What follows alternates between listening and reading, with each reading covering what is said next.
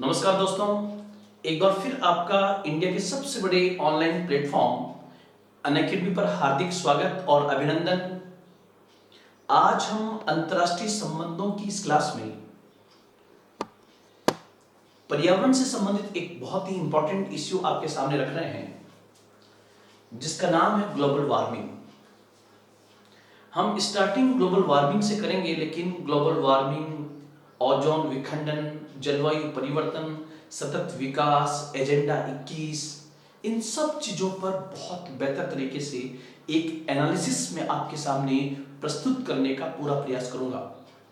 और जो प्रस्तुतिकरण होगा उसमें पूरा पूरा इस बात का ध्यान रखा जाएगा कि अभी आप किसी प्री एग्जाम को जब फोकस करते हो तो वहां प्री एग्जाम के पॉइंट से क्वेश्चन आपका कैसे बनेगा। फिर मेरा एक स्पेशल सेशन अनअकैडमी पर होने के लिए जा रहा है, जो मेंस से रिलेटेड होगा, जिसमें पूरा मेंस ओरिएंटेड पढ़ाया जाएगा, जिसमें डेली मैं आंसर राइटिंग कराऊंगा कि कैसे लिखना चाहिए।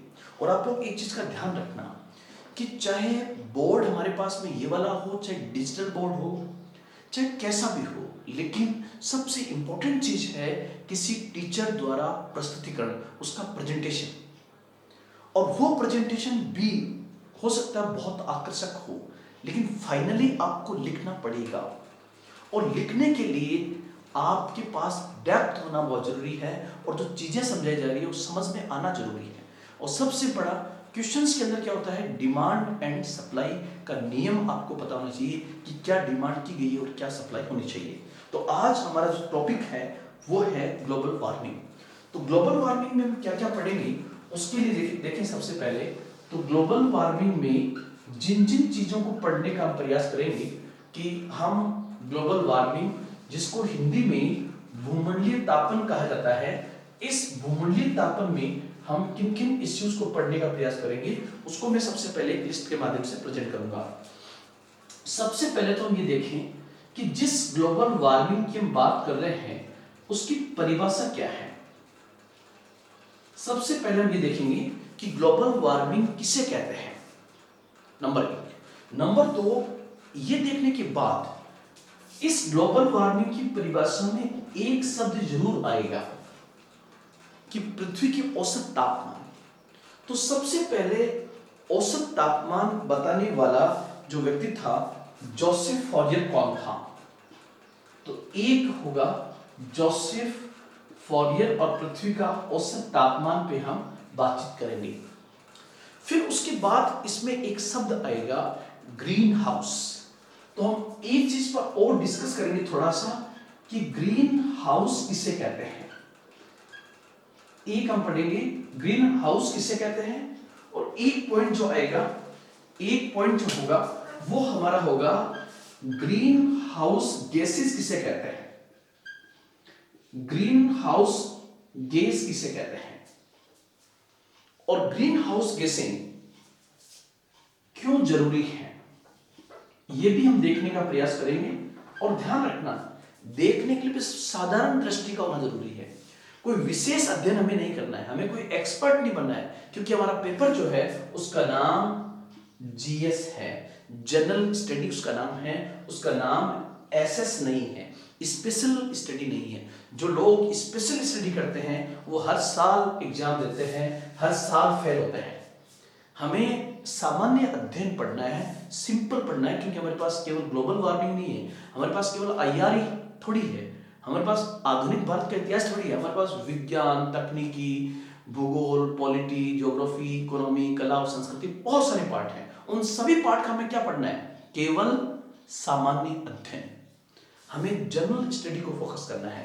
तो क्यों जरूरी है, और अगर जरूरी है तो फिर ये ग्रीन हाउस गैसें समस्या क्यों बन रही है, इसको भी हम देखने का प्रयास करेंगे। इसके बाद एक टॉपिक हमारा जो होगा वो होगा कि ग्रीन हाउस प्रभाव क्या है। ग्रीन हाउस प्रभाव क्या है, इसको भी हम यहां पर फोकस करने का प्रयास करेंगे। ग्रीन हाउस प्रभाव क्या है, ग्रीन हाउस प्रभाव जानने के बाद हम जानेंगे कि ग्लोबल वार्मिंग के कारण, ग्रीन हाउस गैसें कौन सी है, ग्रीन हाउस प्रभाव क्या है, और उसके बाद ग्लोबल वार्मिंग के कारण क्या है? ग्लोबल वार्मिंग के कारण क्या है जिनके कारण से पृथ्वी का औसत तापमान बढ़ रहा है, जिसके कारण से पृथ्वी का औसत एवरेज टेम्परेचर बढ़ रहा है, उसका कारण क्या है? तो ग्लोबल वार्मिंग के कारण क्या है? ग्लोबल वार्मिंग के कारण देखने के बाद जो हमारा पॉइंट होगा वो होगा कि ग्लोबल वार्मिंग का प्रभाव क्या पड़ रहा है। सातवां जो पॉइंट होगा वो होगा ग्लोबल वार्मिंग का प्रभाव। एक हमारा होगा ग्लोबल वार्मिंग का प्रभाव क्या पड़ रहा है। तो एक हम देखेंगे ग्लोबल वार्मिंग का प्रभाव क्या है, इसको भी देखने का प्रयास करेंगे। फिर एक टॉपिक जो इंपॉर्टेंट होगा वो होगा कि अगर ग्लोबल वार्मिंग का प्रभाव है और वो प्रभाव नेगेटिव है तो ग्लोबल वार्मिंग को रोकने के प्रयास कौन से किए गए हैं? ग्लोबल वार्मिंग को रोकने के प्रयास कौन से किए गए हैं? तो यहां पर आप लोग ध्यान रखना, जब हम प्रयास की बात करेंगे तो स्पेशली ग्लोबल वार्मिंग का डायरेक्ट नहीं होगा, क्योंकि ग्लोबल वार्मिंग एक ऐसा इश्यू जो पर्यावरण से जुड़ा हुआ है। तो पर्यावरण संरक्षण के लिए जितने कदम उठाए गए हैं वो सब के सब कदम किसमें आएंगे? ग्लोबल वार्मिंग में भी आएंगे। जैसे 1972 का जो स्टॉकहोम सम्मेलन हुआ था, स्टॉकहोम सम्मेलन कौन सा? 1972 का, जिसमें पर्यावरण दिवस 5 जून को घोषित किया गया था। इसी प्रकार से एक हम पढ़ेंगे इसी में आईपीसीसी क्या है। आईपीसीसी क्या है? आईपीसीसी 1988। उसके बाद हम पढ़ेंगे एक रियो समिट। रियो समिट जो है वो बेसिकली हुआ है 1992 रियो समिट को भी पढ़ने का पूरा प्रयास करेंगे। उसमें फिर एक चीज हमें देखनी पड़ेगी कि एजेंडा 21 क्या है, सतत विकास क्या है, सतत विकास क्या है, और उसके बाद में हम ये भी देखेंगे सतत विकास क्या है, और एक यूएनएफसीसीसी क्या है। और यूएनएफसीसी जब जानेंगे तो हमारा ये जानना भी जरूरी है कि सीओपी क्या है, कॉन्फ्रेंस ऑफ पार्टीज क्या है, और अब तक सीओपी कितनी हो चुकी है, उसको भी हम देखने का प्रयास करेंगे। वहां से भी आपका एग्जाम में प्रश्न बन सकता है। तो और इसके अतिरिक्त जो है, इसके अतिरिक्त हम कुछ चीजें और भी जानने का प्रयास करेंगे, जैसे एजेंडा 21 क्या है, और जो सीओपी 3 है, कॉन्फ्रेंस ऑफ 3 जो है यूएनएफसीसी की, जिसमें सबसे इंपॉर्टेंट एक प्रोटोकॉल हुआ था जिसको हम कहते हैं क्योटो प्रोटोकॉल। तो उस क्योटो प्रोटोकॉल को भी आना बहुत जरूरी है। और क्योटो प्रोटोकॉल के स्थान पर जो 2015 में पेरिस समझौता हुआ, वो पेरिस समझौता भी हमारे लिए जानना जरूरी है। तो सबसे पहले मैं कह रहा हूं कि आईआर जो है अंतरराष्ट्रीय संबंधों में आपका एक पॉइंट और दिया हुआ है जो बहुत इंपॉर्टेंट है, और उसमें अभी कोटोवाई समिट क्या है वो भी ध्यान रखना है, और COP 26 कहां हो रही है, उसका मुद्दा क्या होगा, क्या ग्लोबल वार्मिंग का एक प्रभाव है कोविड-19, क्या इस नजरिए से हमें देखना चाहिए। क्योंकि जब हम ग्लोबल वार्मिंग पढ़ते हैं तब ग्लोबल वार्मिंग के प्रभाव में जरूर पढ़ते हैं कि आने वाले वक्त में मानव जाति को नई प्रकार की बीमारियों का सामना करना पड़ेगा। ये ग्लोबल वार्मिंग के बारे में आईपीसीसी ने बात बहुत पहले कह दी है। यूएनएफसीसीसी ने भी अपनी रिपोर्ट में कई बार ये कहा है कि जिस प्रकार ग्लोबल वार्मिंग के कारण पृथ्वी का औसत तापमान लगातार बढ़ रहा है, उसके कारण मनुष्य को नई बीमारियों का सामना करना पड़ सकता है। तो क्या जो कोविड-19 या जो कोरोना संकट आया है उसका रिलेशन कहीं न कहीं क्या इस ग्लोबल वार्मिंग से है, क्या ये प्राकृतिक कारण है, क्या ये चीन द्वारा उत्पन्न किया गया आर्टिफिशियल इम्पैक्ट है, ये भी हमारा जानना जरूरी है। और ये जानना इसलिए जरूरी है कि आज पूरी दुनिया जब बंद है, आज जब पूरी दुनिया लॉकडाउन है, इंसान को सोचने के लिए मजबूर किया गया है कि ऐसा क्या प्रकृति के साथ हमने छेड़छाड़ की कि इंसान को घरों में बंद कर दिया गया है। तो इस पूरे इंपैक्ट को जानने का हम प्रयास करेंगे साधारण तरीके से। विशेष तरीके की आवश्यकता नहीं है, क्योंकि साधारण तरीका ही यूपीएससी में पूछा जाता है। और यूपीएससी की प्रश्न पूछने की जो टेंडेंसी है वो आप लोग ध्यान रखना कि आज की तारीख में हजारों कोचिंग हिंदुस्तान के अंदर है और ऑनलाइन ने हजारों टीचर्स को जन्म दिया है, लेकिन यूपीएससी फिर भी एक थीम पर काम करेगी। आप लोग मेरी बात को ध्यान से सुनना। यूपीएससी का शुरू से ही ये एजेंडा रहा है कि एग्जामिनेशन में पेपर इस प्रकार से सेट किया जाए, क्वेश्चंस इस प्रकार से पूछे जाए कि जब प्रश्न पूछे जाएं तो दिल्ली के जो कोचिंग इंस्टीट्यूट्स हैं उसमें 180 के आसपास जो कोचिंग इंस्टीट्यूट्स है, अगर उनके सबके मैटर को इकट्ठा कर लिया जाए फिर भी आपको प्रश्न नहीं मिलेगा। यूपीएससी इस प्रकार से प्री के पेपर को सेट करती है। मतलब मैं कहना चाह रहा हूं कि दिल्ली में स्थित तमाम कोचिंगों के नोट्स अगर एक साथ इकट्ठे कर लिए जाएं तब भी यूपीएससी प्री का पेपर नहीं मिलेगा। और साथ ही साथ अगर सबके सब नोट्स इकट्ठे कर लिए जाएं तो भी मेंस के आधे प्रश्न भी नहीं मिलेंगे। क्यों? क्योंकि यूपीएससी की टेंडेंसी है कि प्रश्न पेपर इस प्रकार से तैयार किया जाए कि दिल्ली से दूर जैसलमेर बाड़मेर की ढानी में बैठा हुआ कोई व्यक्ति हो या फिर कन्याकुमारी के पास बैठा हुआ व्यक्ति हो जिसके पास कोचिंग की फैसिलिटी नहीं हो, वो भी यूपीएससी के पेपर को कर सके। इसलिए आप इस बात की गांठ बांध ले कि यूपीएससी जो प्रश्न पूछेगी वो जरूरी नहीं कि कोचिंग के नोट से पूछेगी। आपको नोट्स जो तैयार करने हैं वो सामान्य तरीके से तैयार करने हैं, सामान्य अध्ययन के माध्यम से तैयार करने हैं और बेस्ट नोट्स तैयार करने हैं। लेकिन बेस्ट नोट्स में कभी भी स्पेशलाइजेशन नहीं होना चाहिए। एक सामान्य जानकारी एक सामान्य व्यक्ति को जो होनी चाहिए। इसलिए साइंस टेक का पेपर आर्ट्स वाला अच्छा करेगा, आर्ट्स का पेपर साइंस वाला अच्छा करेगा। क्यों? क्योंकि आर्ट्स वाला सामान्य तरीके से साइंस को पढ़ के जा रहा है। तो आज का जो हमारा टॉपिक होगा वो होगा ग्लोबल वार्मिंग।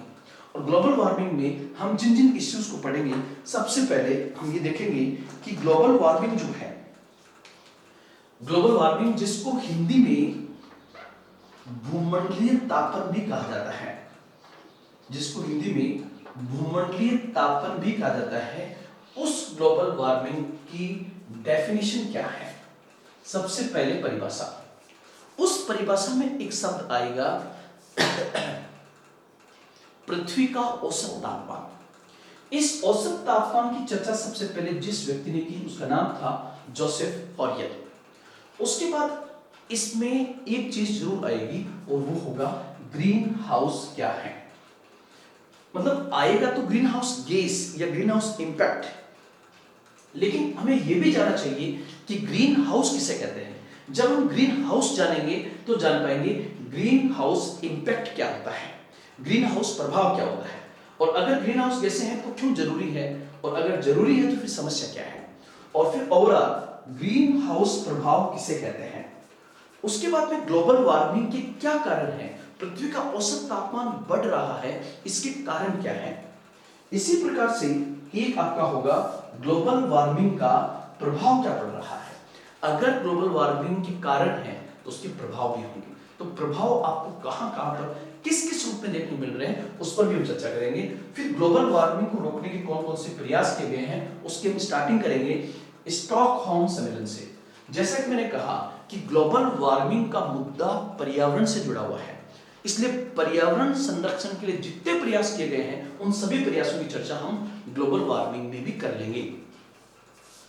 उसके बाद में स्टॉकहोम समिट क्या है, आईपीसीसी क्या है, रियो समिट क्या है, एजेंडा 21 क्या है, सतत विकास सस्टेनेबल डेवलपमेंट क्या है, यूएनएफसीसी क्या है, इसकी अभी तक कितनी सीओपी की मीटिंग्स हो चुकी है, और क्योटो प्रोटोकॉल क्या है, उसका स्थान कौन सा समझौता लेगा, पेरिस एग्रीमेंट लेगा या नहीं लेगा, लेगा तो किस प्रकार से लेगा, वो तमाम चीजें, और कॉप 26 कहां पे हुई है, कॉप 25 कहां पे हुई है, ये सब पॉइंट्स हम चर्चा करेंगे। साथ ही साथ सतत विकास किसे कहते हैं, पर्यावरण किसे कहते हैं, वो भी इसके बीच में जहां जहां पर बिंदु आएगा वहां पे चर्चा करेंगे। ध्यान रखना ये इश्यू जो ऐसा है जिसमें हिस्ट्री भी है, जिसमें ज्योग्राफी भी है, जिसमें साइंस भी है और जिसमें भूगोल भी है, इसलिए सम्मिलित रूप है। उस सम्मिलित रूप को आप साधारण तरीके से समझने का प्रयास करें। अब हम आगे बढ़े और सबसे पहले जो है हम समझने का ये प्रयास करें कि ग्लोबल वार्मिंग जो है वो किसे कहते हैं। सबसे पहले हमारा जो इश्यू होगा, सबसे पहला पॉइंट जो है वो है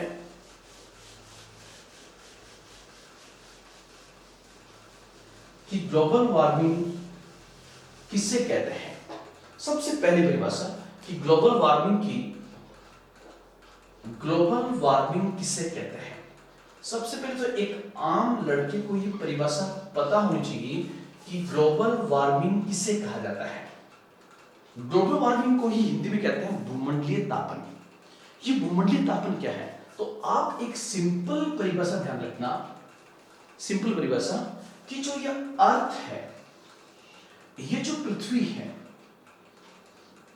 जैसे एक रूम का टेम्परेचर होता है, जैसे एक रूम का एक औसत टेम्परेचर होता है, वैसे इस कंप्लीट धरती का भी, पूरी पृथ्वी का भी एक औसत तापमान है। जैसे ग्रहों, जैसे पोल्स के ऊपर ये टेम्परेचर माइनस में हो सकता है, बहुत ऊंची चोटियों पर तापमान और कम हो सकता है, अंटार्कटिका में तापमान कुछ और हो सकता है, गर्म प्रदेश जो विषुवत के आसपास है वहां पर तापमान कुछ और हो सकता है।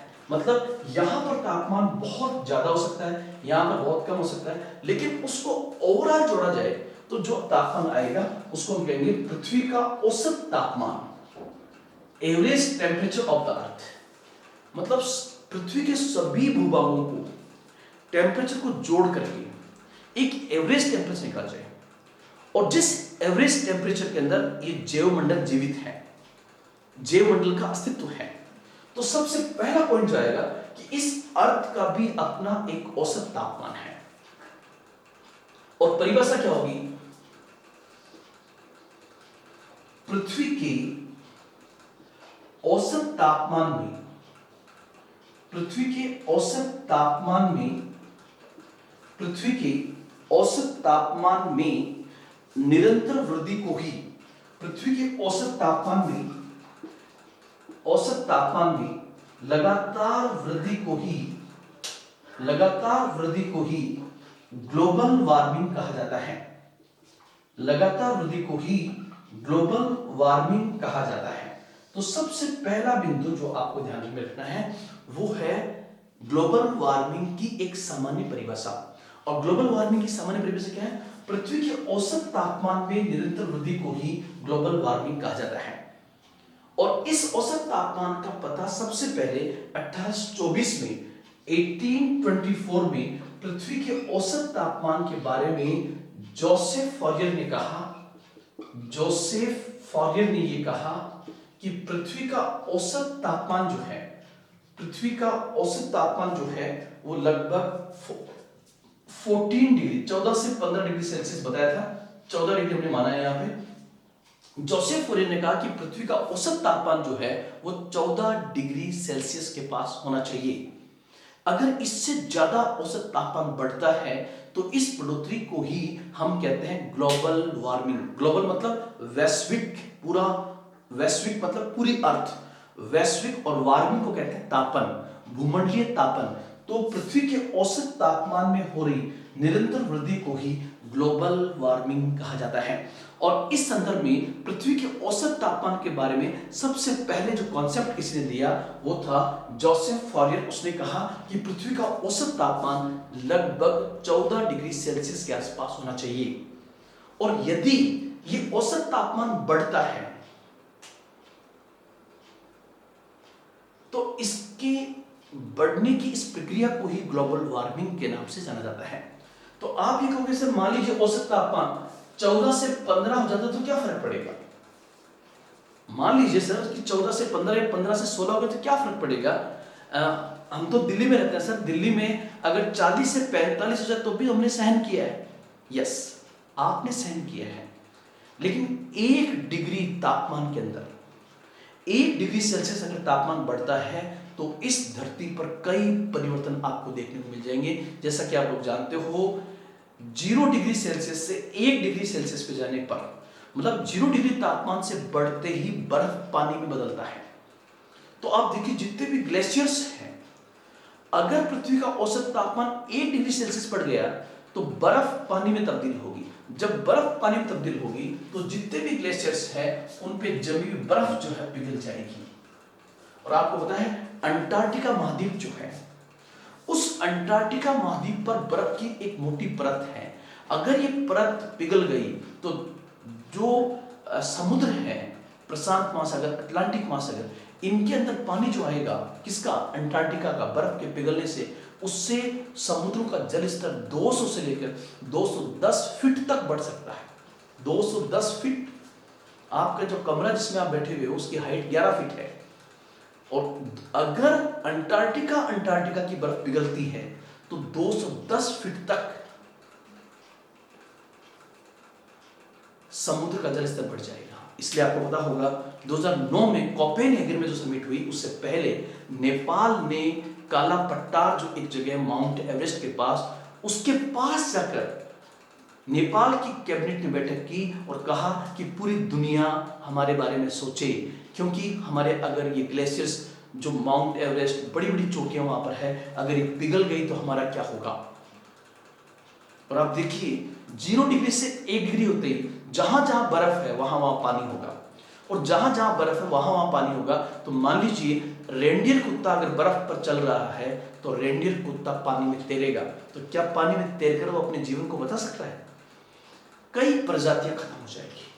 और अगर 210 फीट तक पानी बढ़ गया तो 2009 में मालदीव के राष्ट्रपति ने, मोहम्मद अली नसीब ने समुद्र में जाके बैठक की कि हमारे हालात ऐसे होंगे 2050 तक कि मालदीव जैसे देश डूब जाएंगे, क्योंकि वो प्रवाल द्वीप है और उनकी ऊंचाई समुद्र से ज्यादा ऊंची नहीं है। इसलिए ग्लोबल वार्मिंग के कारण, और आपको पता होगा ऑस्ट्रेलिया महाद्वीप का एक देश है जिसने फिजी से जमीन लेना ही शुरू कर दिया क्योंकि उसके द्वीप डूब रहे हैं। आप उसका नाम बताइए कि वह कौन सा देश है जिसने अपने लोगों को फिजी से कुछ जमीन खरीदकर उन पे बसाना शुरू कर दिया है। और कौन सा एक ऐसा देश है जिसका एक द्वीप पूरी तरह से डूब चुका है, उसको खाली करवा दिया गया है। तो यहां पर इस बिंदु को भी आप इसमें ध्यान में रखें कि ग्लोबल वार्मिंग का इंपैक्ट जो है, वो पहला इंपैक्ट जो देखने को मिल रहा है वो है समुद्र में बहुत सारे जो आइलैंड्स हैं उन द्वीपीय देशों के डूबने का पूरा खतरा है। तो सबसे पहले मैंने डेफिनेशन आपके सामने प्रेजेंट की, और डेफिनेशन क्या रखी कि पृथ्वी के औसत तापमान में हो रही बढ़ोतरी को ही ग्लोबल वार्मिंग कहा जाता है। पृथ्वी का औसत तापमान के बारे में सबसे पहले जोसेफ फॉरियर ने कहा कि पृथ्वी का औसत तापमान 14 डिग्री सेल्सियस के आसपास रहना चाहिए। यदि इससे ज्यादा हुआ तो पृथ्वी पर कई परिवर्तन देखने को मिलेंगे, जिसे वर्तमान में क्लाइमेट चेंज कहा जाता है, जिसे वर्तमान में जलवायु परिवर्तन कहा जाता है। तो इस बिंदु को भी आप यहां पर ध्यान में रखेंगे।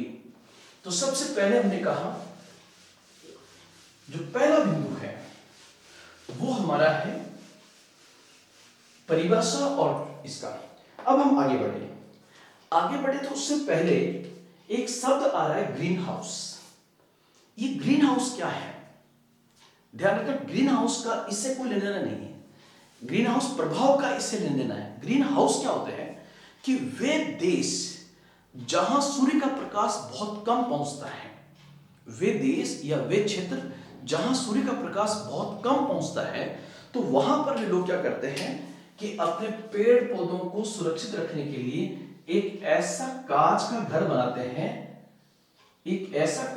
बनाते हैं ताकि उसमें सूर्य का प्रकाश जो है उस कांच के घर के अंदर की साइड में वो एक ऐसा लेपन करते हैं, अंदर की परत पर ऐसा लेपन करते हैं कि अगर सूर्य का प्रकाश जो है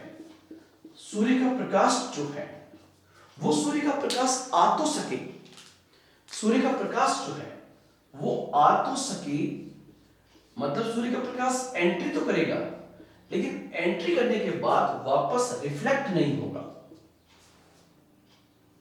कांच के बने ऐसे घर जिनके अंदर इस प्रकार का लेपन किया जाता है कि सूर्य का प्रकाश उन घरों में आ तो सकता है लेकिन वापस परावर्तित होकर लौट नहीं सकता। अतः इस कारण इस कांच के घर का औसत टेम्परेचर जो है वो बना रहता है, और इस कारण इसके अंदर के जो पेड़ पौधे और जीव जो है वो जिंदा रहते हैं। और ये उन क्षेत्रों में बनाए जाते हैं जिन क्षेत्रों में सूर्य का प्रकाश कम पहुंचता है। ऐसे घरों को किस नाम से जानते हैं? ग्रीन हाउस के नाम से जानते हैं। तो एक हमने जस्ट, मान लीजिए मैं छोटे बच्चे को समझा रहा हूं कि ग्रीन हाउस क्या है। जैसे आप देखोगे हमारी जो कार होती है, उस कार में सूर्य का प्रकाश आ तो सकता है लेकिन वापस रिफ्लेक्ट नहीं हो सकता, वापस नहीं जा सकता। इसलिए जैसे कई बार हम धूप में कार को खड़ी करते हैं तो उसके बाद जैसे कार का दरवाजा खोलते हैं अंदर हीट महसूस होती है। क्यों? क्योंकि वहां प्रकाश आया तो है लेकिन वापस नहीं गया है। इस कारण से वो तापमान हमें बढ़ा हुआ प्रतीत होता है। ऐसे ही वे कांच के बने घर जिसमें सूर्य का प्रकाश आ तो सकता है लेकिन वापस नहीं लौट सकता, जिससे उस घर का औसत तापमान बना रहता है, उसे हम ग्रीन हाउस कहते हैं। अब हम आगे चलें और मुद्दा जो है वो है, सबसे पहले आप देखिए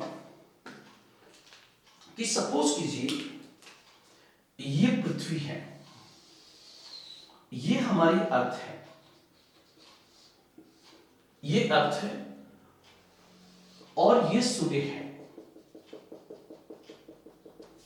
ये सूर्य है। जैसा कि हम लोग जानते हैं कि सूर्य का प्रकाश जो है, सूर्य का प्रकाश जो है, आपको पता है ये पृथ्वी और पृथ्वी के चारों ओर हमारा वायुमंडल है। पृथ्वी के चारों ओर वायुमंडल है। इस वायुमंडल का 99% भाग कितने किलोमीटर तक है ये आपको पता होना चाहिए। लेकिन ये वायुमंडल मुख्यतः 1000 किलोमीटर तक है, लेकिन उससे भी ज्यादा फैला हुआ है। लेकिन जैसे जैसे आगे जाएंगे ये विरल होता जाएगा। अब सपोज कीजिए कि ये सूर्य है, मैंने सूर्य को काफी हाइट पर ले लिया, ये सूर्य यहां पर है और ये पृथ्वी है, ये पृथ्वी है और ये सूर्य है। अब सूर्य का प्रकाश जब आएगा तो जाहिर सी बात आप देख रहे हो कि ये सूर्य है और ये इसका प्रकाश है,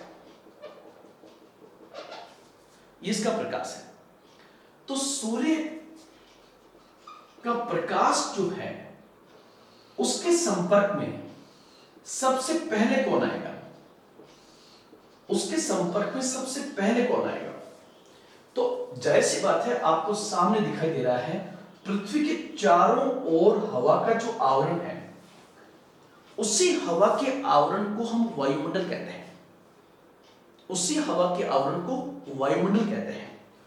और सबसे पहले सूर्य का प्रकाश वायुमंडल के संपर्क में आता है, उसके बाद पृथ्वी के पास आएगा। इसलिए अगर आपसे पूछे कि पृथ्वी और वायुमंडल में से पहले सूर्य के संपर्क में कौन आता है, तो उत्तर होगा वायुमंडल। तो जैसी बात है आपके दिमाग में पॉइंट बिंदु आएगा कि सर फिर तो वायुमंडल बहुत ज्यादा गर्म होना चाहिए, क्योंकि वायुमंडल पृथ्वी से पहले संपर्क में आ रहा है। लेकिन ध्यान रखना आप लोग, वायुमंडल किसका बना हुआ है? वायुमंडल गैसेस का बना हुआ है, गैसों का। वायुमंडल वायु प्लस मंडल, वायु मतलब गैस, गैस से बना हुआ मंडल। तो ये वायुमंडल जो है, इसमें जो गैसें हैं, उन गैसों की विशेषता क्या है कि जो आने वाला प्रकाश है, जैसे मैंने कहा ये प्रकाश जो आ रहा है, उस प्रकाश की आवृत्ति बहुत ज्यादा होती है। आवृत्ति बहुत ज्यादा होती है, मतलब आने वाला प्रकाश जो विकिरण है, उस आने वाले प्रकाश इंफ्रारेड वेव्स कहते हैं उसको। इंफ्रारेड वेव्स जो है, आने वाले प्रकाश की आवृत्ति फ्रीक्वेंसी बहुत ज्यादा होती है। इसलिए वायुमंडल में मौजूद ये गैसें जो है उसको एब्जॉर्ब नहीं कर पाती है। इसलिए पहले ये प्रकाश पृथ्वी की सतह तक पहुंचेगा और पृथ्वी की सतह पर पहुंचने के बाद ये सतह से वापस टकराएगा, ये प्रकाश वापस टकराएगा। जो प्रकाश टकरा रहा है, तो जो आने वाले विकिरण है, सूर्य का प्रकाश है, उस प्रकाश के कुछ भाग को तो पृथ्वी की सतह जो है वो एब्जॉर्ब कर लेती है और उसका मैक्सिमम पार्ट जो है सूर्य के प्रकाश का, वो वापस परावर्तित हो जाता है। तो ये मैंने लिखा परावर्तित प्रकाश। लेकिन जो प्रकाश परावर्तित हुआ, उस परावर्तित प्रकाश की जो आवृत्ति है, फ्रीक्वेंसी है, वो कम हो गई है। इसकी आवृत्ति जो है वो बेसिकली कम है।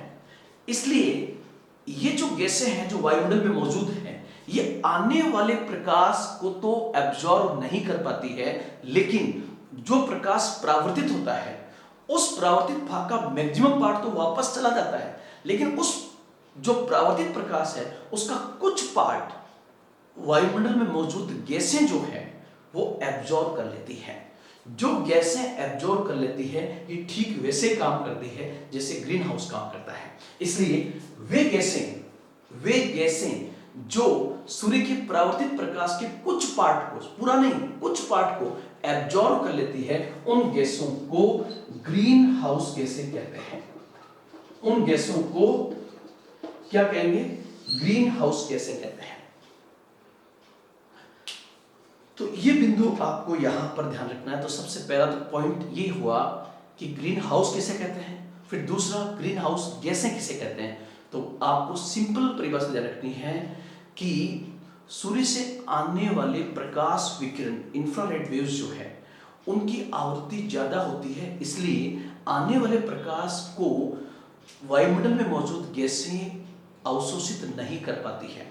परंतु जैसे ही पृथ्वी की सतह से ये प्रकाश परावर्तित होता है, उस परावर्तित प्रकाश के कुछ भाग को वायुमंडल में मौजूद गैसें अवशोषित कर लेती हैं और उनके उस अवशोषण से वायुमंडल के द्वारा जो प्रकाश अवशोषित किया जाता है उससे इस पृथ्वी का औसत तापमान बना रहता है। पृथ्वी के इस औसत तापमान बने रहने की प्रक्रिया को ही हम कहते हैं green house impact, green house प्रभाव कहते हैं। और वे गैसें जो सूर्य की परावर्तित प्रकाश के कुछ भाग को एब्जॉर्ब कर लेती है, उन गैसों को हम क्या कहते हैं? Green house gas. तो फिर आपके सामने 3 पॉइंट आ गए। पहला, ग्रीन हाउस मैंने समझा दिया है। ग्रीन हाउस गैस किसे कहते हैं? वे गैसें जो पृथ्वी से परावर्तित प्रकाश के कुछ पार्ट को अवशोषित कर लेती है और पृथ्वी के औसत तापमान को बना के रखती है, उन गैसों को ग्रीन हाउस गैसें कहा जाता है। तो अब यहां पर होगा कि सर ग्रीन हाउस गैसें कौन सी हैं? इस प्रकार की कौन सी गैसें हैं जो ग्रीन हाउस का काम करती है, मतलब सूर्य के परावर्तित प्रकाश के कुछ भाग को एब्जॉर्ब करती है, वे गैसें कौन सी हैं? तो उसके लिए आपको ध्यान रखना पड़ेगा कि वो कौन सी गैसें हैं। तो उसमें एक नाम आएगा CO2, जिसको हम कहते हैं कार्बन डाइऑक्साइड।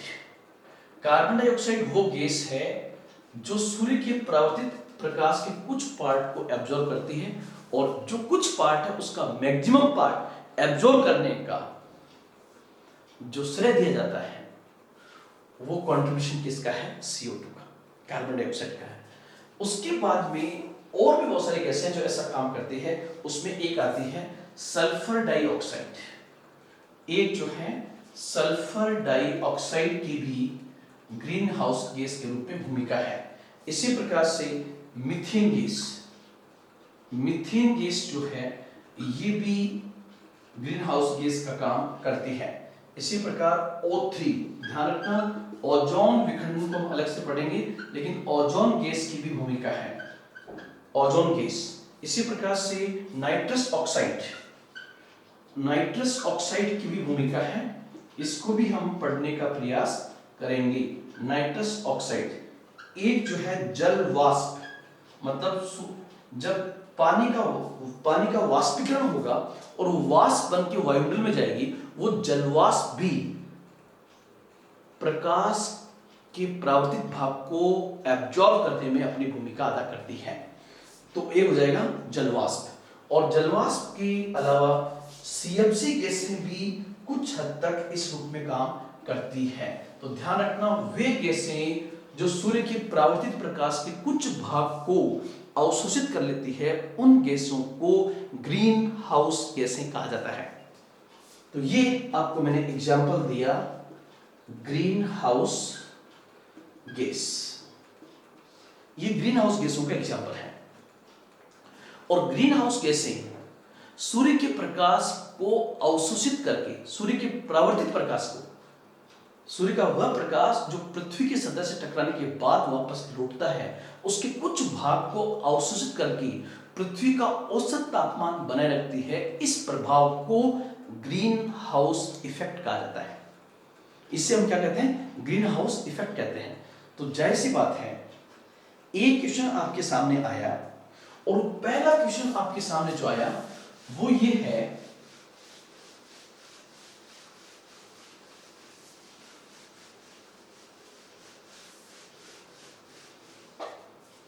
आपके पास जो पहला क्वेश्चन आपके सामने आया वो क्वेश्चन आपसे ये पूछ रहा है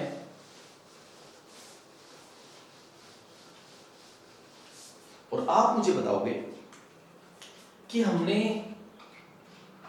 ग्रीन हाउस देख लिया, तो ग्रीन हाउस गैस को भी देख लिया। अब एक बात मुझे आप बताइए कि ग्रीन हाउस गैसें कौन सी, ये मैं बता चुका हूं। ये ग्रीन हाउस गैसें होनी चाहिए या नहीं होनी चाहिए? होनी चाहिए या नहीं होनी चाहिए? आप तेज गति से अपना कमेंट करें ताकि मेरा विश्वास बढ़े कि आप मेरी बात को सुन रहे हो। मेरा क्वेश्चन है कि इस पृथ्वी के वायुमंडल में ग्रीन हाउस गैसें होनी चाहिए या नहीं होनी चाहिए? और अगर होनी चाहिए तो फिर समस्या क्या है? अगर आप ये कहते हो कि होनी चाहिए, आप कहोगे होनी चाहिए, तो फिर समस्या क्या है? और आप कहते हो कि नहीं होनी चाहिए, तो फिर समस्या क्यों है? यही बिंदु अगर आप समझ गए तो आपको ग्लोबल वार्मिंग 100% समझ में आएगा। तो वापस मैं रिपीट कर रहा हूं, मैंने दो क्वेश्चन पूछे, ग्रीन हाउस गैसें होनी चाहिए या नहीं होनी चाहिए? तो ध्यान रखना, ग्रीन हाउस गैसों का होना बहुत जरूरी है। मतलब ग्रीन हाउस गैसें होनी चाहिए। क्यों होनी चाहिए? क्योंकि ग्रीन हाउस गैसें होगी तो ग्रीन हाउस इफेक्ट पैदा होगा, ग्रीन हाउस प्रभाव पैदा होगा, अर्थात पृथ्वी का औसत तापमान बना हुआ रहेगा। और यदि पृथ्वी का औसत तापमान बना रहा, यदि पृथ्वी का औसत तापमान बना रहा तो जैवमंडल संरक्षित रहेगा, जैवमंडल जिंदा रहेगा। और यदि पृथ्वी का औसत तापमान, अगर ये ग्रीन हाउस गैसें नहीं होगी, ध्यान रखना, अगर ये ग्रीन हाउस गैसें नहीं होती तो पृथ्वी का औसत तापमान -51 डिग्री के आसपास होता। और -51 में कोई जीव, आपको पता है, प्रजातियां नहीं होती। इसलिए ध्यान रखना, ग्रीन हाउस गैसों का होना बहुत जरूरी है। ग्रीन हाउस गैसों का होना बहुत जरूरी है। तो जब होना जरूरी है तो फिर आपके दिमाग में आएगा कि सर फिर समस्या क्या है? अगर ये होनी चाहिए तो फिर समस्या क्या है? तो ध्यान रखना, जैसे हम ये कहते हैं कि रोटी बहुत जरूरी है, रोटी खानी चाहिए, तो फिर दिक्कत कहां है? ज्यादा नहीं खानी चाहिए, ज्यादा नहीं खानी चाहिए। ऐसे ही इन ग्रीन हाउस गैसों का वायुमंडल में होना बहुत जरूरी है ताकि ये सूर्य के परावर्तित प्रकाश के कुछ भाग को अवशोषित कर सके और इस पृथ्वी का औसत तापमान बनाए रख सके ताकि जैवमंडल संरक्षित रह सके। लेकिन दिक्कत कहां है? तो दिक्कत है ग्रीन हाउस गैसों की मात्रा में निरंतर हो रही वृद्धि। ग्रीन हाउस गैसों की जो मात्रा है, जैसे आप देखो, औद्योगिक क्रांति, इंडस्ट्रियल रिवॉल्यूशन, औद्योगिक क्रांति के बाद बहुत तेज गति से, औद्योगिक क्रांति के बाद बहुत तेज गति से पूरी दुनिया में औद्योगिक उत्पादन बढ़ा है। औद्योगिक उत्पादन बढ़ने से फैक्ट्रियों से निकलने वाले गैसों में ग्रीन हाउस गैसों की मात्रा बहुत तेज गति से बढ़ी है। जब प्रकृति में ग्रीन हाउस गैसों में कार्बन डाइऑक्साइड जैसी गैस की मात्रा लगातार बढ़ेगी तो जाहिर सी बात है वो गैसों की बढ़ी हुई मात्रा कुछ ज्यादा प्रकाश को एब्जॉर्ब करेगी। जब ज्यादा प्रकाश को एब्जॉर्ब करेगी तो पृथ्वी का औसत तापमान बढ़ेगा और पृथ्वी के औसत तापमान की इस बढ़ी हुई प्रक्रिया को ही हम किस नाम से जानते हैं? उत्तर होगा ग्लोबल वार्मिंग। तो मेरे हिसाब से आप लोगों को समझ में आ गया होगा क्या कि ग्रीन हाउस गैसें जरूरी है, ये होनी चाहिए, समस्या केवल इनकी बढ़ी हुई मात्रा है। और बढ़ी हुई मात्रा क्यों है? क्योंकि औद्योगिक क्रांति के बाद जिस प्रकार से फैक्ट्रियों के माध्यम से उत्पादन हो रहा है, जिस प्रकार जीवन शैली में जो परिवर्तन आया है, उसने ग्रीन हाउस गैसों की मात्रा को बढ़ाने में अहम रोल अदा किया है। जब प्रकृति में ग्रीन हाउस गैसों की मात्रा बढ़ेगी, जैसे CO2 की, मीथेन की, तो ये गैसें अधिक मात्रा में सूर्य के प्रकाश को एब्जॉर्ब करेगी। जब अधिक मात्रा में एब्जॉर्ब होगा तो पृथ्वी का औसत तापमान बढ़ेगा, और जब पृथ्वी का औसत तापमान बढ़ेगा तो इसे ही हम ग्लोबल वार्मिंग कहते हैं। तो ये आपका था। अब नेक्स्ट पॉइंट जो आएगा वो होगा, मतलब समस्या ग्रीन हाउस गैसें नहीं है, समस्या जो है ग्रीन हाउस गैसों की बढ़ी हुई मात्रा है। तो यहां पर ये होगा, अगर आपसे क्वेश्चन पूछे कि ग्लोबल वार्मिंग के कारण क्या है, अगर ये क्वेश्चन पूछे आपसे कि ग्लोबल वार्मिंग के कारण क्या है, तो ग्लोबल वार्मिंग के वो तमाम कारण किससे जुड़े हुए हैं? ग्रीन हाउस गैसों की बढ़ी हुई मात्रा से। तो इसी को हम जोड़ देंगे, या तो पूछे इसको ग्लोबल वार्मिंग के कारण, और ग्लोबल वार्मिंग का कारण है ग्रीन हाउस गैसों की बढ़ी हुई मात्रा। तो फिर आपके दिमाग में आएगा कि सर ग्रीन हाउस गैसों की मात्रा बढ़ ही क्यों रही है, वो कारण कौन से हैं जिससे ग्रीन हाउस गैसों की, जैसे CO2 की मात्रा बढ़ रही है, कौन से कारण हैं? तो या तो आप ये देख लो कि ग्लोबल वार्मिंग के कारण क्या है। ग्लोबल वार्मिंग का कारण है ग्रीन हाउस गैसों की बढ़ी हुई मात्रा। ग्रीन हाउस गलत नहीं है, ग्रीन हाउस गैसों की बढ़ी हुई मात्रा गलत है। तो उसके कारण क्या है? तो उसका कारण जो होगा, नंबर 1, ग्रीन हाउस गैसों की बढ़ी हुई maत्रा का कारण क्या है? तो नंबर 1 जो पहला कारण होगा वो होगा जीवाश्म ईंधन का प्रयोग।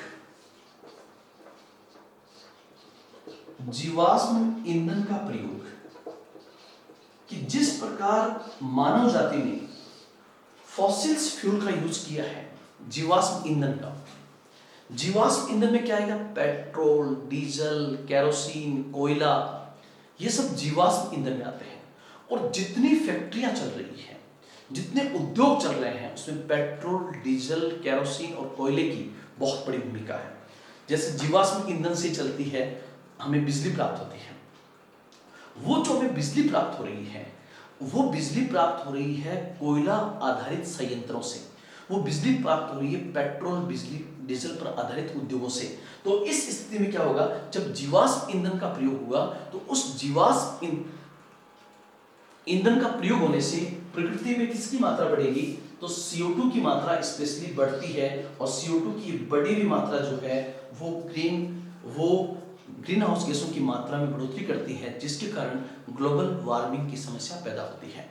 और ध्यान रखना, अगर प्रकृति में CO2 बढ़ जाए तो उसको अवशोषित कौन कर लेते हैं? CO2 को कौन लेते हैं?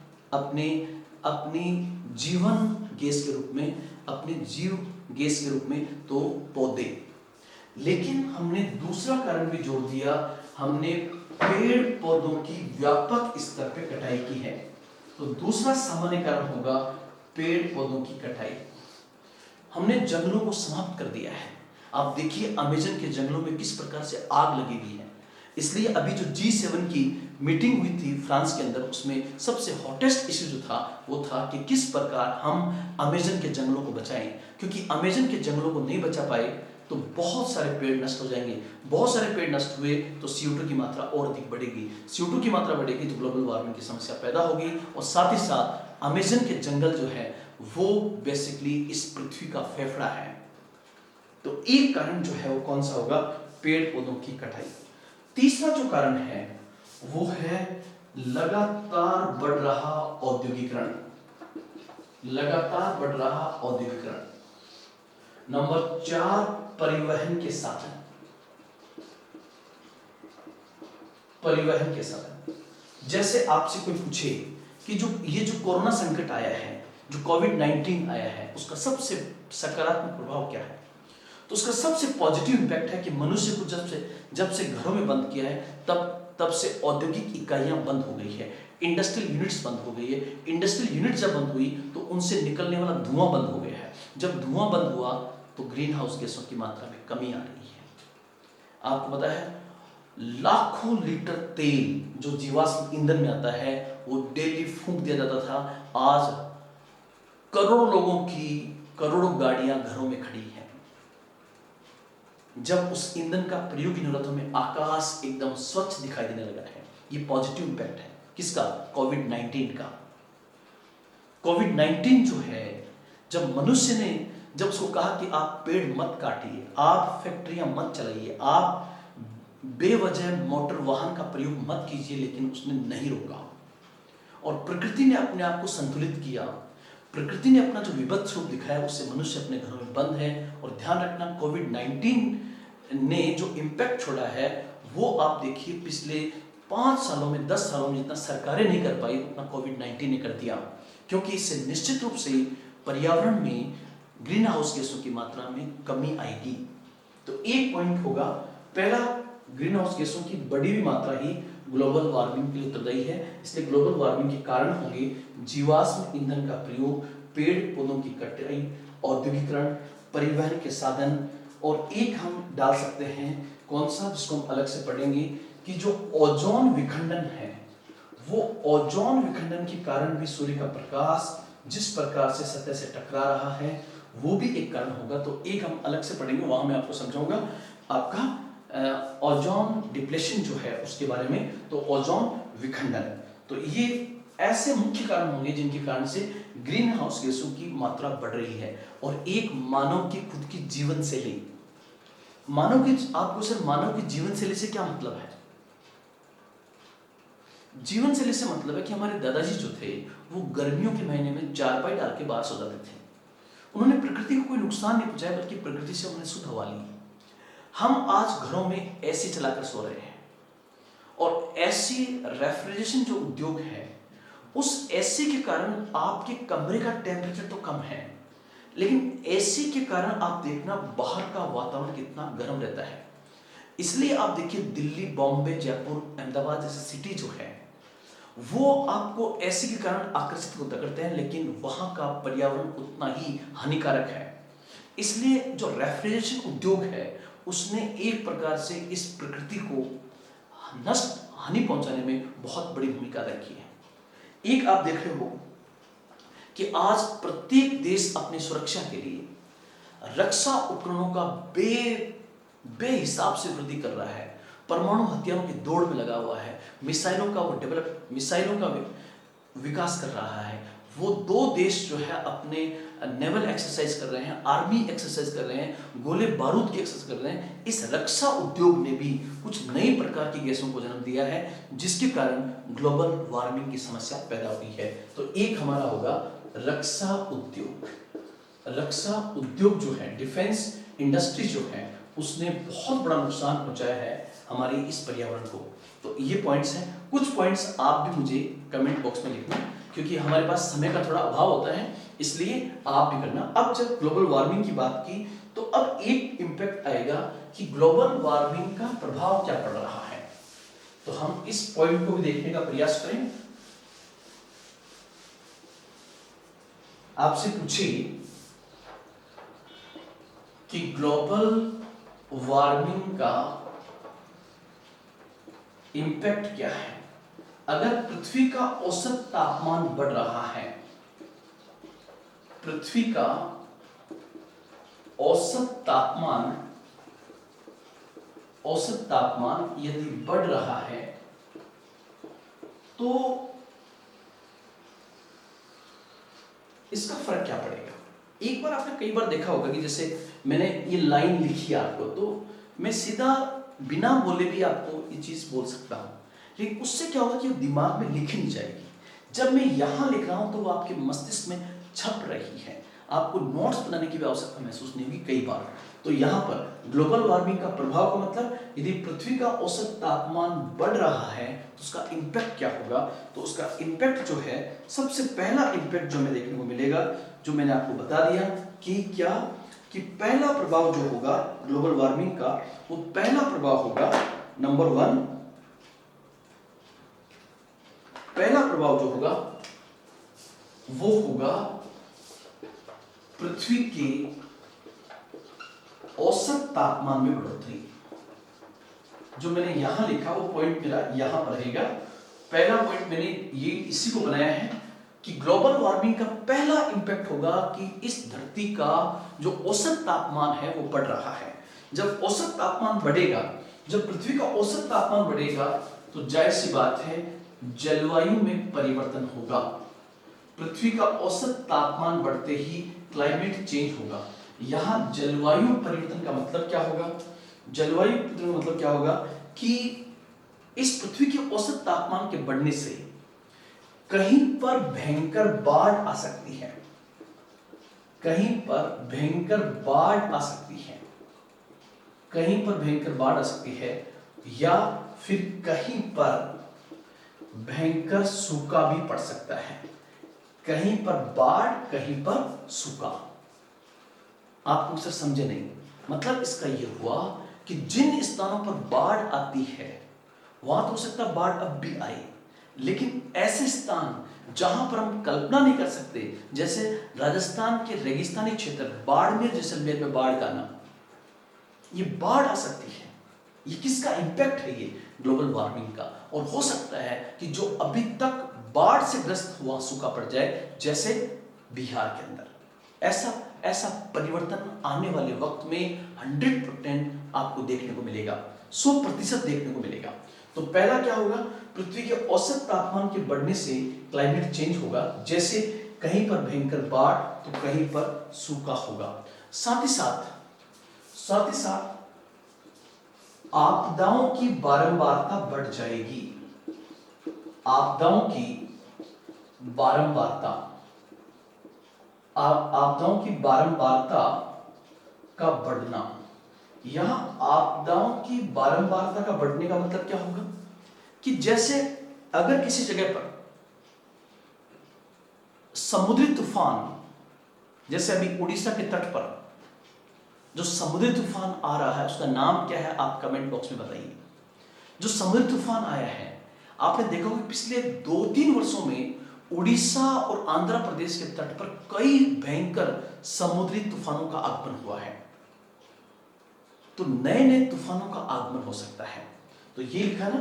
और तूफान क्या है? एक आपदा है। और अगर हम उसका बेहतर तरीके से प्रबंधन कर लेते हैं, जैसे पिछली बार के तूफान के अंदर उड़ीसा सरकार की काफी प्रशंसा हुई क्योंकि उन्होंने आपदा का बहुत बेहतर तरीके से प्रबंधन किया था। उसी को हम कहते हैं आपदा प्रबंधन। तो यहां पर ये बिंदु जो होगा आपका, वो होगा आपदाओं की बारंबारता बढ़ना। जैसे बार बार समुद्री तूफानों का आना, बार बार अकाल का पड़ना, बार बार कहीं पर अतिवृष्टि होना, बार बार कहीं पर ओलों का बड़ा रूप दिखाई देना, साल के किसी भी महीने में भारी बारिश आ जाना। जैसे आप देख रहे हो मई के महीने में जब गर्मी पड़नी चाहिए, तब हिंदुस्तान के कई क्षेत्रों में भारी बारिश भी आई है, जिससे फसलों को नुकसान हुआ है। ये भी एक इसका इंपॉर्टेंट पॉइंट है।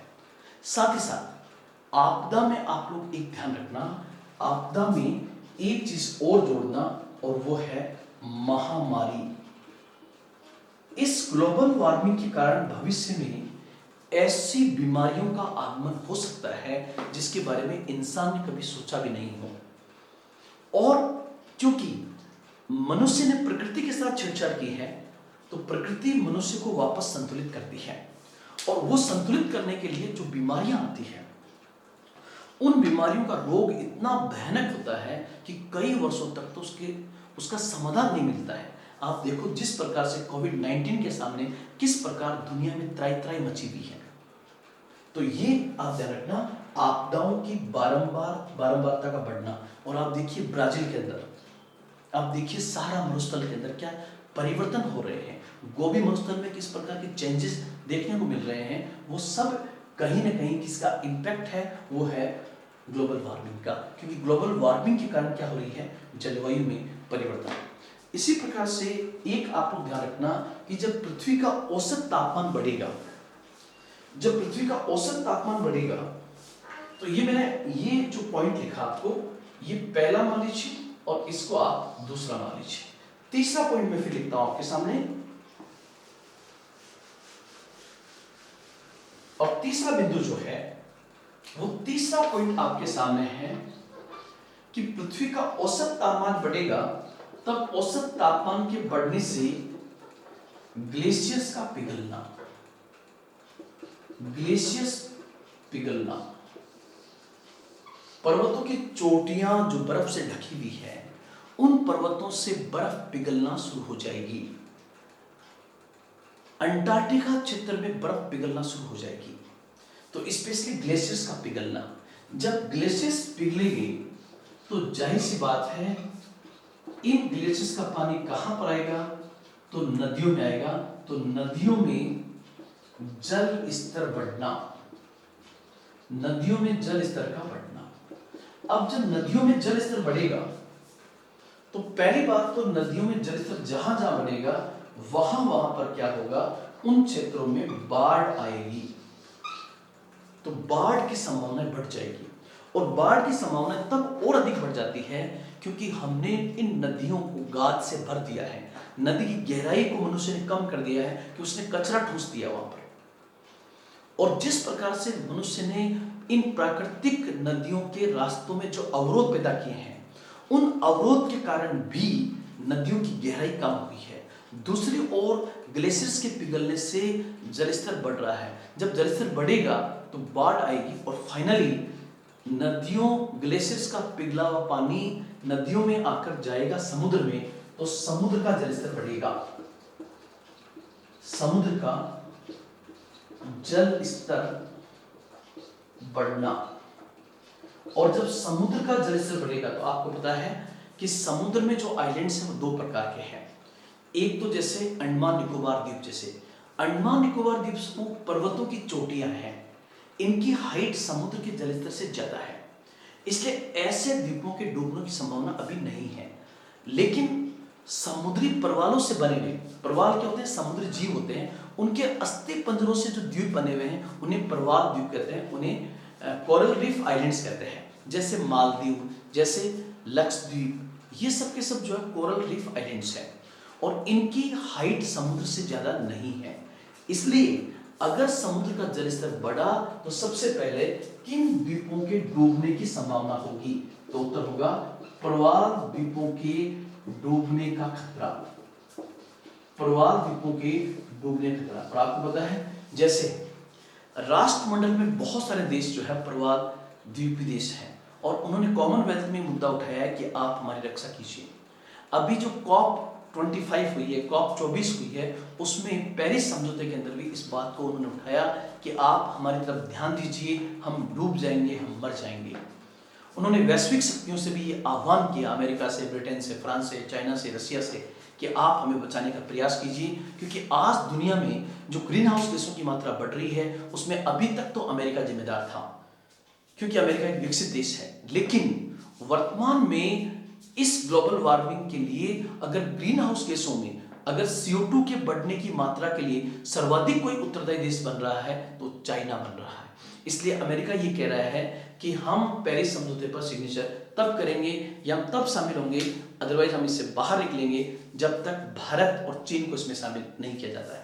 तो इस मुद्दे को भी देखेंगे तो आपने देखा कि नदियों का जो जलस्तर बढ़ रहा है उससे समुद्र का जलस्तर बढ़ेगा, और समुद्र के जलस्तर के बढ़ने से प्रवाल द्वीपों के डूबने का खतरा बढ़ जाएगा। तो ये बिंदु भी आपको यहां पर स्पेशली ध्यान में रखना है। उसके बाद हम आगे बढ़ेंगे तो एक ध्यान रखना, कई ऐसे जीव होंगे जो इस बढ़े हुए तापमान को सहन नहीं कर पाएंगे। तो एक पॉइंट और ध्यान रखना, और वो होगा आपका चौथा पॉइंट, और वो क्या होगा, जैव विविधता का ह्रास होगा, बायोडायवर्सिटी। और आज ग्लोबल वार्मिंग के कारण अगर सबसे अधिक किसी को नुकसान होने का संभावना है तो जैव विविधता को, जीवों की विविधता, जीवों की कई प्रजातियां दुनिया से समाप्त हो सकती है। किसके कारण? ग्लोबल वार्मिंग के कारण। इसलिए जैव विविधता को बचाने के लिए मानव जाति को आगे आना होगा, विकसित देशों को आगे आना होगा, विकासशील देशों को आगे आकर ऐसा समझौता करना होगा ताकि हम इस धरती को बचा सकें। अदरवाइज स्टीफन हॉकिंस जो चेयर पे थे, उन्होंने एक घोषणा की थी मरते समय। उन्होंने कहा कि मनुष्य अगर इसी प्रकार से काम करता रहा तो 1000 वर्ष के भीतर मनुष्य को ये धरती छोड़नी पड़ेगी। और ध्यान रखना, मानव प्रजाति के लिए 1000 वर्ष कोई ज्यादा लंबा समय नहीं है। और स्टीफन हॉकिंस ने क्या कहा कि मनुष्य को 1000 के आसपास जो है उसी इस धरती को छोड़ना होगा। मतलब 1000 वर्ष के भीतर मनुष्य के सामने इस पृथ्वी को बचाने का संकट, सबसे बड़ा संकट सामने आने वाला है। जैसे आप अभी घरों में बंद हैं कोविड-19 के कारण, यह आपको संकट लग रहा है। आने वाला वक्त जो है वो ऐसा संकट आएगा जो स्टीफन हॉकिंस ने कहा कि मनुष्य को ये पृथ्वी छोड़नी पड़ेगी, क्योंकि मनुष्य ने इस प्रकार के काम किए हैं कि उसने अपने मरने का रास्ता खुद ने तैयार किया है। तो आप इस बात से अंदाज लगा सकते हो। साथ ही साथ एक हम अलग से बिंदु और डाल सकते हैं, और वो 5वां बिंदु क्या है कि ग्लोबल वार्मिंग के कारण नई प्रकार की बीमारियों का आगमन हो सकता है। नई प्रकार की बीमारियों का आगमन हो सकता है। तो एक पॉइंट हमें ये भी ध्यान में रखना होगा, नई प्रकार की बीमारियों का आगमन। वर्षा के प्रारूप में परिवर्तन हो सकता है। समुद्र के तापमान के बढ़ने से प्लैंकटन खत्म हो सकता है। प्लैंकटन खत्म होने से समुद्र में पाई जा रही मछलियां नष्ट हो सकती है, या मछलियां अपने स्थान से पलायन कर सकती हैं। इससे ग्लोबल वार्मिंग के कारण इस पृथ्वी पर रहने वाली मानव प्रजाति का सामाजिक आर्थिक स्वरूप का ढांचा भी बदल सकता है। सामाजिक आर्थिक स्वरूप का ढांचा भी बदल सकता है, किसी कारण? ग्लोबल वार्मिंग के कारण। तो अब ये जो मैंने पॉइंट्स लिखे, ये सब के सब थे ग्लोबल वार्मिंग के प्रभाव। और भी बहुत सारे बिंदु हम लिख सकते हैं, लेकिन मोटे मोटे पॉइंट्स आपको मैंने समझाने का प्रयास किया है। अब उसके बाद हम आगे चले तो क्या ग्लोबल वार्मिंग को रोकने के प्रयास किए गए हैं? तो इन प्रयासों में अगर हम देखेंगे तो उसमें सबसे इंपॉर्टेंट जो पॉइंट आएगा आपके सामने वो होगा, सबसे पहले हम ये लिखें ऊपर कि ग्लोबल वार्मिंग से या ग्लोबल वार्मिंग को रोकने के प्रयास। तो वहां पर जो प्रयास किए गए हैं उसमें डायरेक्ट नाम ग्लोबल वार्मिंग का नहीं आया है। उसके लिए बड़ा एक शब्द आएगा और वो आएगा पर्यावरण, और उसको हम कहेंगे पर्यावरण संरक्षण। एक होगा पर्यावरण संरक्षण। पर्यावरण को हम अलग से लेंगे, और इस पर्यावरण संरक्षण के लिए जो सबसे बड़ा प्रयास हुआ वो हुआ 1972 के अंदर, 1972 के अंदर। और 1972 में जो सम्मेलन हुआ उसको हम कहते हैं स्टॉकहोम सम्मेलन। उसी सम्मेलन को हम किस नाम से जानते हैं? तो उसका नाम होगा स्टॉकहोम सम्मेलन। स्टॉकहोम किसकी राजधानी है? तो स्टॉकहोम बेसिकली स्वीडन की राजधानी है। स्वीडन की राजधानी है स्टॉकहोम, जहां पर ये 1972 में सम्मेलन हुआ। इस सम्मेलन का मुख्य उद्देश्य जो था वो था पर्यावरण को बचाना। मतलब यहाँ पर जो सबसे इंपॉर्टेंट मुद्दा था वो था पर्यावरण संरक्षण। और इसमें किस पर चिंता व्यक्त की गई? तो इसमें सबसे अधिक जो चिंता का बिंदु था वो था पर्यावरण प्रदूषण पर, कि मनुष्य को और देशों को पर्यावरण प्रदूषण पे सोचना चाहिए, जो मानव इतिहास के लिए घातक होगा। और ध्यान रखना 1972 के स्टॉकहोम में कुछ बाध्यकारी तो कुछ भी नहीं था, लेकिन जो घोषणाएं की गई उनको देशों ने कुछ हद तक अमल में लाया, और यहीं से 5 जून को हर साल पर्यावरण दिवस मनाया जाने लगा। तो जो पर्यावरण दिवस का कॉन्सेप्ट आ रहा है वो 5 जून का स्टॉकहोम सम्मेलन से आया था। तो स्टॉकहोम समिट को हमें इस रूप में ध्यान में रखना चाहिए। एक आपको ध्यान रखना, पर्यावरण संरक्षण के लिए एक बड़ा प्रयास और हुआ, जिसको हम कहते हैं ग्लोबल वार्मिंग को रोकने के प्रयासों के अंदर ही हम मानते हैं, जिसमें एक बड़ा नाम आएगा और वो था आईपीसीसी। आईपीसीसी, इसको आप ध्यान रखना, ये इंपॉर्टेंट है। आईपीसीसी क्या है? तो होगा inter governmental panel on climate change. Inter governmental, ये जो है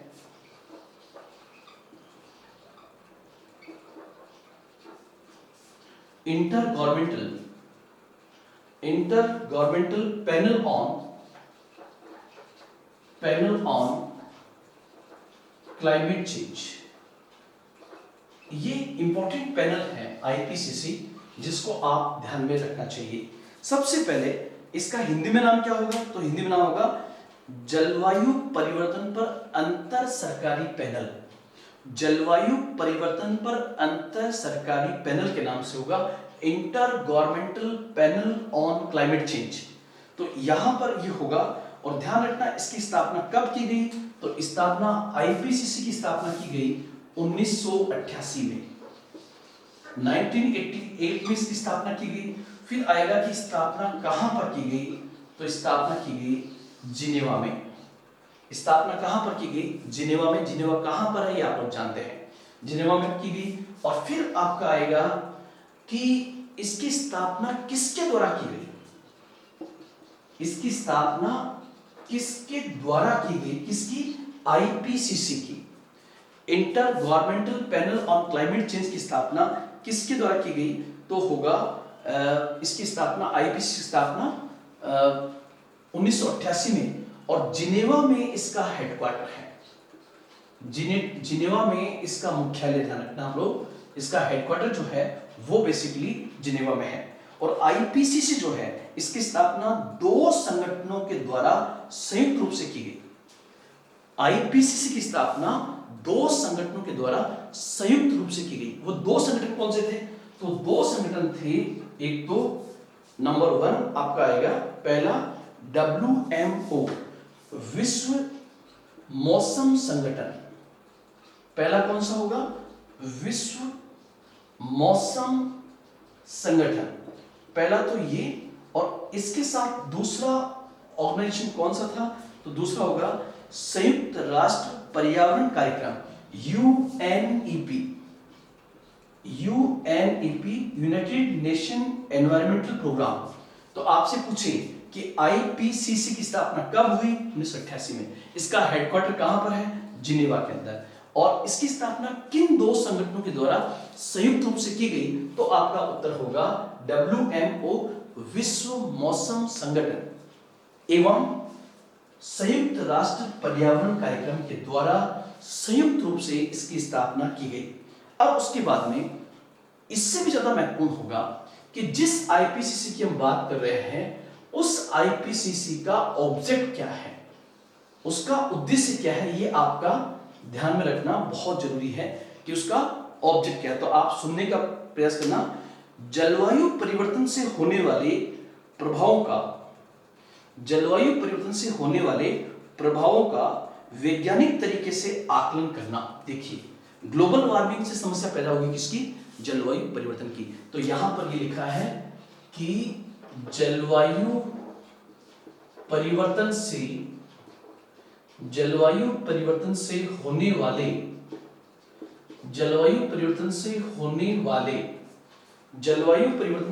वाले प्रभावों का, जलवायु परिवर्तन से होने वाले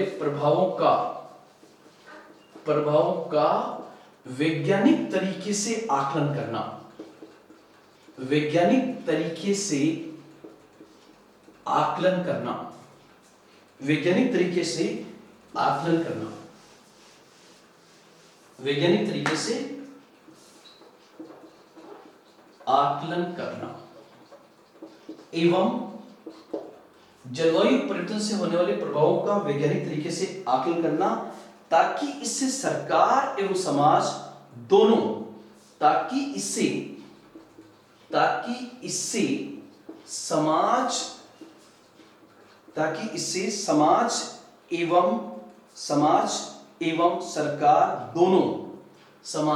एवं सरकार दोनों जलवायु परिवर्तन के प्रति संवेदनशील हो सके। तो ध्यान रखना, जलवायु परिवर्तन से होने वाले प्रभावों का वैज्ञानिक तरीके से, साइंटिफिक तरीके से आकलन कौन कर रहा है? तो आईपीसीसी कर रही है। और ध्यान रखना, आप जब आईपीसीसी की रिपोर्ट पढ़ोगे तो आप के पैरों के नीचे से धरती खिसक जाएगी। इतना इन्होंने आकलन किया कि क्या इंपैक्ट होगा ग्लोबल वार्मिंग का। और आप लोग ध्यान रखना कि इसका मेन आईपीसीसी का काम है ग्लोबल वार्मिंग के कारण हो रहे जलवायु परिवर्तन पर अपनी रिपोर्ट तैयार करना। और वो रिपोर्ट कैसी होती है कि हम जलवायु परिवर्तन से होने वाले प्रभावों का वैज्ञानिक तरीके से आकलन कर सके। और अभी तक इसने अपनी 5 आकलन रिपोर्ट प्रस्तुत कर दी है। आपका होमवर्क है कि आप उन 5 रिपोर्ट के बारे में बताएं कि कब कब कौन कौन सी रिपोर्ट जारी हुई है।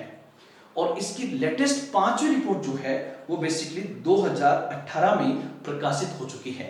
वर्ष 2018 में इसकी 5वीं रिपोर्ट आ चुकी है। तो वापस एक बार, IPCC, inter governmental panel on climate change, IPCC, इसकी स्थापना 1988 में की गई। इसका हेडक्वार्टर जिनेवा में है। और किसके द्वारा इसकी स्थापना की गई? तो इसकी स्थापना की गई है WMO और UNEP के द्वारा। और इसका मुख्य उद्देश्य क्या है? जलवायु परिवर्तन से होने वाले प्रभावों का वैज्ञानिक तरीके से आकलन करना, ताकि इससे समाज और सरकार दोनों को आगाह करके उन्हें संवेदनशील बनाया जा सके, वे इसके प्रति जागरूक हो सके, उसके प्रभावों को बहुत बेहतर तरीके से प्रस्तुत किया जा सके कि इस प्रकार के इंपैक्ट आ सकते हैं। तो दोस्तों, आज हमने ग्लोबल वार्मिंग के एक टॉपिक को समझने का प्रयास किया। अभी टॉपिक खत्म नहीं हुआ है।